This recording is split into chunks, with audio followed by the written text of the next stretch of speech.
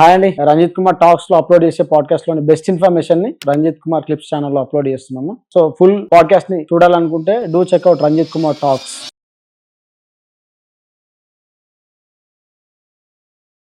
Okay sir, ఈ podcast మొత్తం చూసిన వాళ్ళకి మీ అడ్వైస్, బెస్ట్ అడ్వైస్ అంటే ఏం చెప్తారు సార్? అంటే ఒక ఆస్పిరెంట్స్ సార్. ఆస్పిరెంట్స్ కా రైట్, ఇది మంచి క్వశ్చన్ యాక్చువల్లీ. ఆస్పిరెంట్ అనేటోడు బేసిక్గా నేను ఇట్లా చెప్పాను, మీరు గంటలు గంటలు చదవాలి, అరే రోజంతా చదవాలరా లేకపోతే రోజంతా ఇట్లా సీరియస్ ఉండాలి, అట్లేం చెప్పాను. మీ జనరల్ రొటీన్ లైఫ్ మీరు చేసుకోండి. 5 hours is enough, 5.5 hours. Okay, నా వీడియోస్లో ఉంటుంది. అది కాకుండా ఖచ్చితంగా ఫెయిల్ అవుతాడు. If you are extremely talented first అటెంప్ట్లో కొడతాం. ఇప్పుడు నాకు వేస్తే ఫస్ట్ అటెంప్ట్లో వచ్చింది, కానీ ఏంటంటే నాకు గ్యాప్ వచ్చింది ప్రిలిమ్స్ నుంచి. నాకు కొంచెం ఆ బ్రెయిన్ వాష్ అనేది ఉంటుంది కదా, నీకు ఇట్లా చదివితే ఇట్లుంటుంది. నేను ఆల్రెడీ కోచింగ్ తీసుకున్నా, జిఆర్ఈ తీసుకున్నా, సిజిఎల్ కోచింగ్ తీసుకున్నా మిడిల్లో. సో అట్లా నాకు కొంచెం పైలప్ అయింది. కొంతమంది ఏంటంటే కొంచెం డబ్బులు ఉండవు కదా చాలా మందికి, పాపం ప్రిపేర్ అవ్వలేకపోవచ్చు, అట్లా అటెంప్ట్ చేసి ఆరే మనకు రాదరాబాయ్ అని వదిలేస్తారు. అట్లా కాకుండా కన్సిస్టెన్సీ చాలా ఇంపార్టెంట్. ఇది ఎందుకు చెప్తున్నా అంటే, నా ఫ్రెండ్ ఇంకొకటికి ఎస్ఏ వచ్చింది, వాడు నేను సిజిఎల్ కోచింగ్ ఒకటేసారి తీసుకున్నా. లైక్ నేను మ్యాథ్స్ బాగా చేస్తా, కొంచెం షార్ప్ ఉండేటోడిని, అంతా ఓకే. బట్ నేను చెప్పాను కదా, కొంచెం నటోరియస్ కిడ్, ఇండిసిప్లిన్ కిడ్, అంతా చదివేవాడిని కాదు, అంత టైం పెట్టేవాడిని కాదు. బట్ వాడు రోజు 8 hours చదివేవాడు. 8 hours అంటే ఎక్కువ టైం అని కాదు, ఈ ఎక్కువ టైంలో కూడా డెడికేటెడ్గా చదివేవాడు, ఏం డిస్టర్బెన్స్ లేకుండా. వాడికి ఫైనల్గా నాకంటే ఎక్కువ మార్క్స్ వచ్చాయి. This is called hard work beats talent. ఈ హార్డ్ వర్క్ తో కన్సిస్టెన్సీ యాడ్ అయింది అనుకోండి, ఎవ్రీడే ఖచ్చితంగా ఈ నోటిఫికేషన్ కాకపోయినా నెక్స్ట్ నోటిఫికేషన్ జాబ్ వస్తుంది. సో నేను దాని మీద వర్కౌట్ చేస్తున్నా. ఇప్పుడు నేను వెంకీస్ లాజిక్స్ లో రోజుకి ఒక వీడియో పెడతా, 1 or 2 పక్క. ఎందుకంటే నా సబ్జెక్ట్ నాకు బ్రష్ అవుతుంది, రైట్? నా సబ్జెక్ట్ నాకు బ్రష్ అవి వాళ్ళకు కూడా, అరే అన్న ఈజీగా చెప్తున్నాడు, వాళ్ళకి ఏది కష్టంగా ఉందో అది ఈజీ చేసేస్తున్నా. సో రోజు ఒక వీడియో పెడితే నేను అట్లీస్ట్ ½ an hour ఆలోచించాను. సో నా నాలెడ్జ్ గెయిన్ అవుతుంది.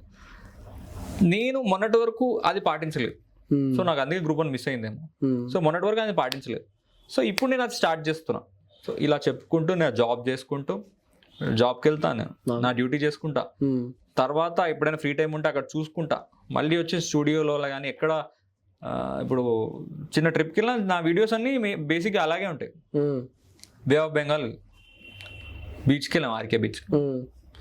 కోస్టల్ లైన్ కంట్రీస్ స్టేట్స్ ఏముంటుంది లెంత్, డిసెండింగ్ ఆర్డర్, అదో లాజిక్. ఏదైనా డ్యామ్కి వెళ్ళా, లేక్స్. తెలంగాణలో ప్రాజెక్ట్స్ ఏమున్నాయి, అదో thing. Eastern Ghats, Western Ghats. Eastern ఘాట్స్కి వెళ్ళాం మొన్న, మన సింహాచలం నార్మల్ ట్రిప్స్కి వెళ్ళాం.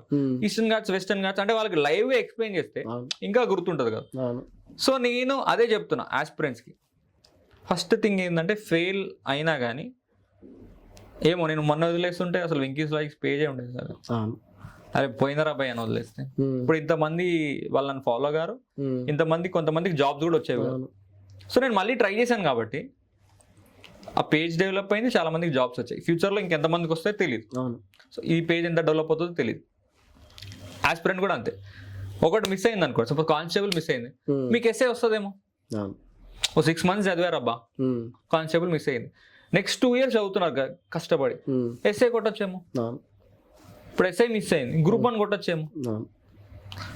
సో ఆ కన్సిస్టెన్సీ అనేది ఉండి డైలీ 4 to 5 hours ఒక మంచి హార్డ్ వర్క్ ఉండి, ఇది కాకుండా మెంటల్ టెన్షన్ ఉండకూడదు, రిలాక్స్ ఉండాలి, సినిమాలకు పోవాలా, ఫ్రెండ్స్తో తిరగాల, అట్లీస్ట్ ఆ వీక్లీ 2 days బ్రేక్ అయినా ఉండాలి. ఇది బేసిక్ ఎవరు చెప్పరు, అందరూ చదవాలి, but this is mandatory. 4th, physical fitness ఉండాలి. ఇది అందరూ కొంచెం తప్పు చేస్తారు. 4thది 1-2 months నేను 6 months బాగా చదివేసి లాస్ట్లో జిమ్ కొడతా, నేను ఫిట్ అవుతా అంటారు. బట్ అది ఇంపాసిబుల్. ఎందుకంటే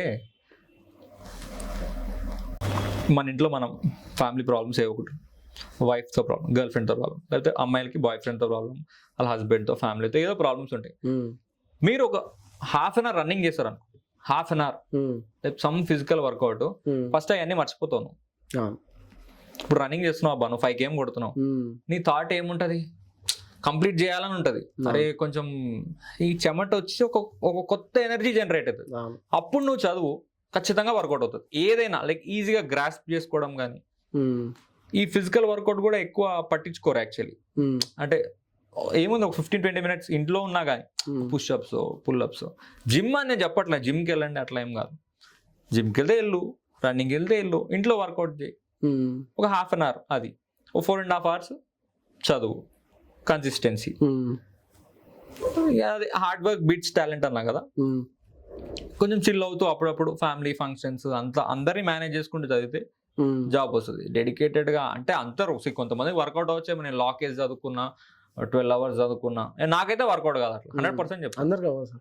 నేను అట్లా బయటకు పోయి రూమ్ లా లేకుండా 8 hours 10 hours నాకు వర్కౌట్ కాదు. బట్ ఇట్లా చదువుకుంటూ వచ్చి ఇవన్నీ 4 మేనేజ్ చేసుకుని, టైం మేనేజ్మెంట్ కూడా వీడియో చెప్పాను నేను ఒకసారి, మన వీడియోస్ లో ఉంటది. ఫిజికల్ వర్కౌట్స్ కూడా ఏ షూ వాడాలో, ఏ ట్రాక్స్ లో పరిగెట్టాలో అది చెప్పా.